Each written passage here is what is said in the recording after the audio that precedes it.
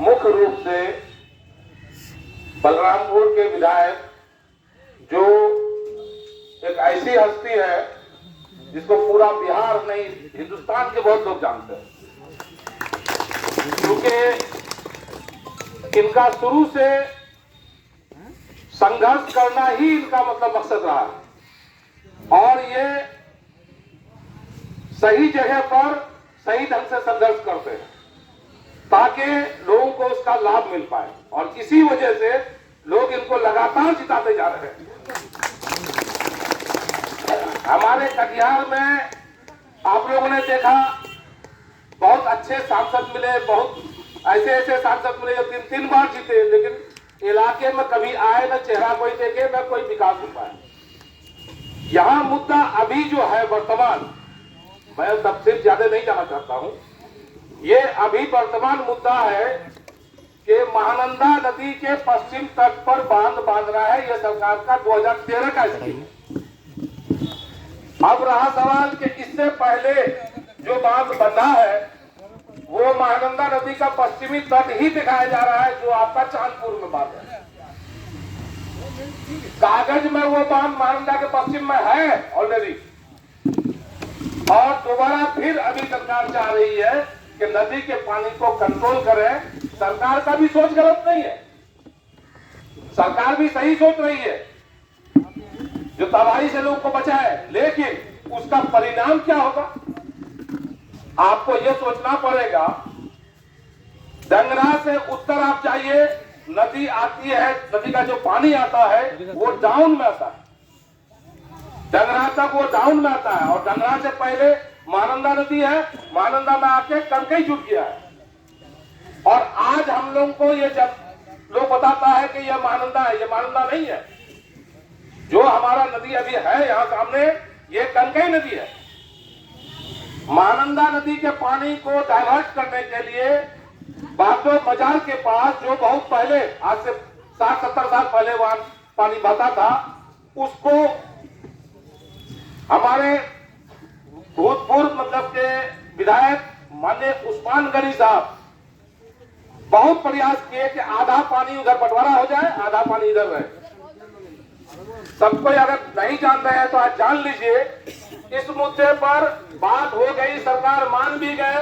कांग्रेस की सरकार राज्य में भी थी, कांग्रेस की सरकार केंद्र में भी थी, कहीं कोई दिक्कत नहीं। लेकिन एक वाहिद बेहुला दोजा मैडम लेडीज जो भारतीय की विधायक थी उस समय, वो असेंबली में ऐसा कुछ अभद्र काम करने लगी कि लास्ट में यह मामला रुक गया।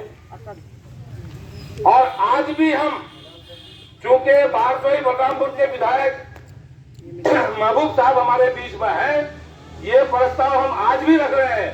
बांध नहीं बंधे ठीक है, हम लोग को जो डंगरा से लेके आपका झुआ तक के बीच में जो डाउन एरिया है, इसमें पानी ओवरफ्लो हो जाता है, तो और फिर झुआ से आगे नदी ऊंचा लेयर हो गया। ये जो आपका मिट्टी काट काट के नदी ले जाती है, वो उधर जाकर के ऊंचा हो गया है, पानी वो सप्लाई ले रहा है। जो आपका रोड वाला पुल है, उससे हाथ से भी कम है आपका रेलवे वाला पुल। पानी सही सप्लाई हो नहीं पा रहा है, नहीं सप्लाई होने की वजह से हम लोग चपेट में आते हैं। तो हम महबूब साहब से ये भी इस सभा की तरफ से अर्ज कर रहे हैं, गुजारिश कर रहे हैं कि उस पानी का बंटवारा अगर संभव हो तो कुछ पानी उस नदी में भी लिया जाए, ताकि हम लोग भविष्य में सुरक्षित रहें। अब जहां तक सवाल है कि इस बार बांध बांधने का, तो आप ये जान रहे हैं कि ये नापी 2013 से पहले का है।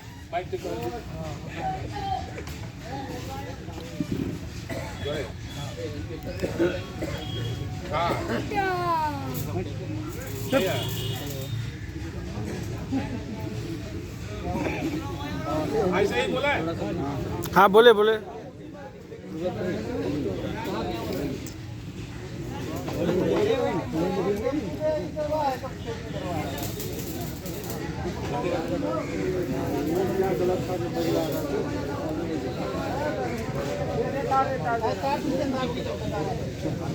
भाई कौन टेंट वाला कर ले, कौन टेंट वाला कर लीजिए।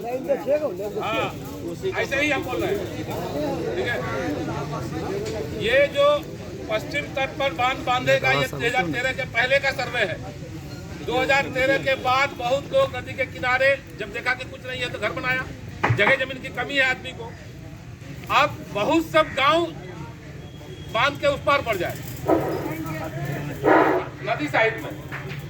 मसला ये है कि जब इतना बड़ा एरिया में पानी फैलता है तो पानी हम लोग के घर के छत तक पहुंच जाता है, और अगर उस पानी को कंट्रोल किया जाएगा तो वो पानी कंट्रोल होकर रह पाएगा, ये भी आप अंदाजा लगाइए। नहीं रह पाएगा। हाँ, उसका एक विकल्प कीजिए।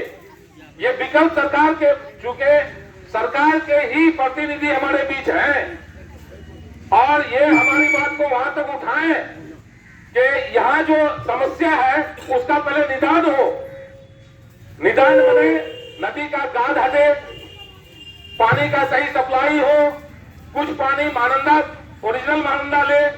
ओरिजिनल महानंदा में आज लोग घर बना रहा है, वो एक धारा भी नहीं है आज, और सारी 4-5 नदी का पानी एक ही जगह के जाम हो जाता है, जिसका सही सप्लाई जवा में नहीं होता। यही एक कारण है कि हम लोग डूब के मरते हैं।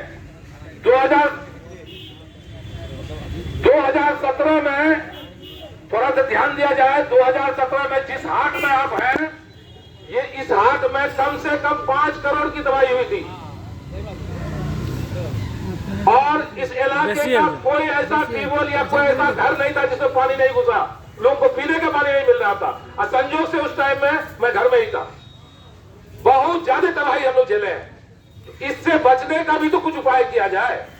बांध नहीं बांधना है, ठीक है, हम भी चाह रहे हैं कि बांध नहीं बांधे, लेकिन बांध का पानी से हम लोग को ज्यादा तबाही क्यों होती है, उसका समाधान भी तो होना चाहिए। बिल्कुल, समाधान पर सोच बनाइए।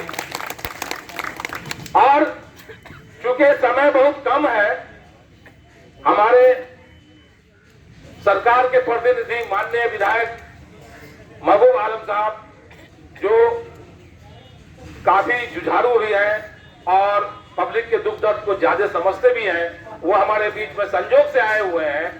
एक चीज हमारे नेताजी अभी कहे कि जो वर्तमान विधायक है, वर्तमान सांसद है, उन लोग के पेट में दर्द नहीं है, वो वोट लेने आता है। और अभी हम किस हाल में मर रहे हैं, सैलाब में किस हाल में मर रहे हैं, कोई मतलब किसी को नहीं है।